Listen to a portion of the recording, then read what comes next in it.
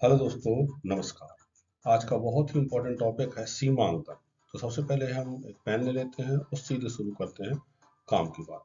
सीमांकन क्या है? सीमांकन को आप ऐसे समझेंगे, देखिए इसमें दो शब्द जुड़े हुए हैं। पहला है सीमा, मतलब सीमा को इंग्लिश में क्या बोलते हैं? सीमा को बोलते हैं हम बॉर्डर। क्या बोलते हैं? बॉर्डर। और अंकन, ये दो वर्ड जुड़े हुए हैं। एक हो गया अंकन, अंकन को क्या बोलते हैं हम? मार्किंग।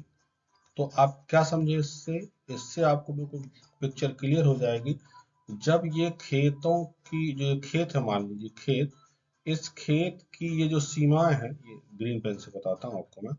ये जो सीमा है खेत की, ये जो चारों तरफ सीमा खींची हुई है खेत की, इन सीमाओं का अंकन मतलब मार्किंग कर दिया जाता है। तो उसको क्या कहते हैं? उसको कहते हैं सीमांकन। करेक्ट? उम्मीद करता हूँ समझ में आ चुका होगा। आगे बढ़ते हैं। चलिए, अब ये प्रश्न उठता है कि सीमांकन कौन करता है? देखिए, सीमांकन का जो करता है वो मुख्यतः पटवारी जी करते हैं। कौन करता है? पटवारी। कई कई जगह पटवारी जी होता है, कई कई जगह आप उसको लेखपाल भी बोल देते हैं, और कई जगह क्या बोल देते हैं? राजस्व कर्मचारी। तो जैसा स्टेट होता है उस हिसाब से इस भाषा का प्रयोग, किसी स्टेट में और अलग भी बोल सकते हैं, पर सामान्यतः पटवारी, लेखपाल, कर्मचारी बोलते हैं। रेवेन्यू, ये रेवेन्यू जो ऑफिसर्स होते हैं वो आकर के क्या करते हैं? सीमांकन। करेक्ट? नेक्स्ट, सीमांकन का आवेदन कहाँ देना पड़ता है? सीमांकन का आवेदन देने का मुख्य स्थान कहाँ है? सबसे पहले आप कहाँ जाएंगे? तहसीली। तहसीली, या क्या हो गया, ब्लॉक। किसी स्टेट में ब्लॉक, और किसी स्टेट में क्या बोलेंगे? अंचल। करेक्ट? अब यहाँ पर अच्छा, कहीं कहीं कहीं कहीं उप तहसील भी होती है, तो उप तहसील में भी सीमांकन का आवेदन दिया जाता है। तो ये हो गए लगभग लगभग इन जगह पर आपको क्या करना पड़ेगा? आवेदन देना पड़ेगा। तो आवेदन इन जगहों पर दिया जाता है। करेक्ट? अब आवेदन कहाँ? जब आप यहाँ जाएंगे तो यहाँ पर आपको क्या मिलेंगे? लोक सेवा केंद्र मिलेगा, या आपको जन सेवा केंद्र मिलेगा, या आपको सर्विस सेंटर मिलेगा। तो यहाँ जाकर के आप आवेदन जमा कर सकते हैं। सीमांकन में कितने दिन लगते हैं? देखिए, सामान्यतः 15 दिन के अंदर, सामान्यतः बोल रहा हूँ, 15 दिन के अंदर सीमांकन करने का प्रावधान रहता है। किसी स्टेट में थोड़ा मोड़ा आगे पीछे हो सकता है। नेक्स्ट, सीमांकन के लिए कब इनकार किया जा सकता है? भाई, ये जरूरी नहीं है कि आपने सीमांकन के लिए आवेदन करा, लगाया तो सरकार आपका सीमांकन करेगी। कभी कभी इनकार किया जा सकता है, लेकिन मुख्यतः इनकार तभी किया जाता है जैसे बरसात का मौसम है। अब बरसात का मौसम है, मान लीजिए जून है, जून में आपने आवेदन लगाया, भारी बरसात है तो सीमांकन नहीं होगा।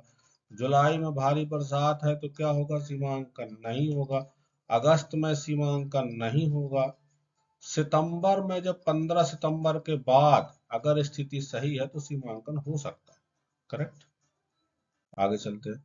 सीमांकन का आदेश कौन देता है? सीमांकन का आदेश दिया जाता है माननीय तहसीलदार महोदय द्वारा। माननीय तहसीलदार महोदय द्वारा सीमांकन का आदेश दिया जाता है। सीमांकन की नोटिस किसको जाती है? सीमांकन की नोटिस जाती है, मान के चलिए आपका खेत है, आपके बगल में भी खेत होंगे। करेक्ट? तो ये जो आपके बगल में ये जो खेत जुड़े हुए हैं, ये मान के चलिए किसी ए का खेत है, किसी बी का खेत है, किसी सी का, किसी डी का, किसी ए का, और ये आप हो गए। करेक्ट? तो नोटिस चौहद्दी काश्तकारों को जाएगी, मतलब इनको भी जाएगी, इनको भी, इनको भी, इनको भी, इनको भी। करेक्ट? तो आपने समझा, नोटिस इन सबको जाएगी। नेक्स्ट, सीमांकन का पंचनामा क्या होता है?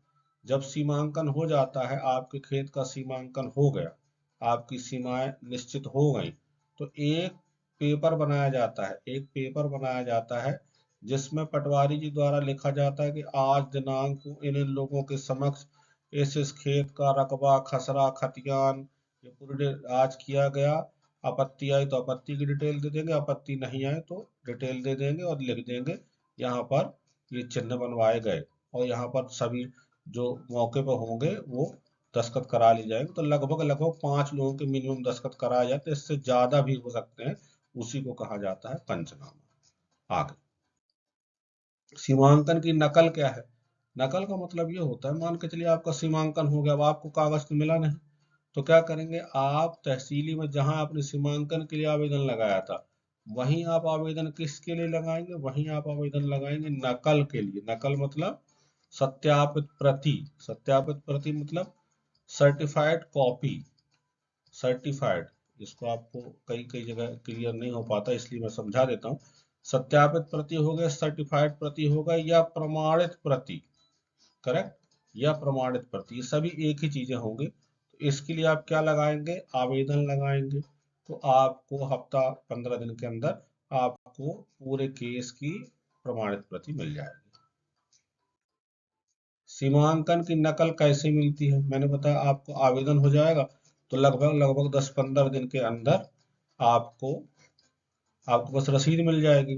तो उस रसीद की कॉपी लेकर जब आप जाएंगे लोक सेवा केंद्र या जन सेवा केंद्र में आप जमा करेंगे, तो आपको जो भी वहाँ का कम शुल्क रहता है वो शुल्क ले करके और आपको सीमांकन की नकल प्रदान कर दी जाएगी। सीमांकन कैसे करवाया जाता है?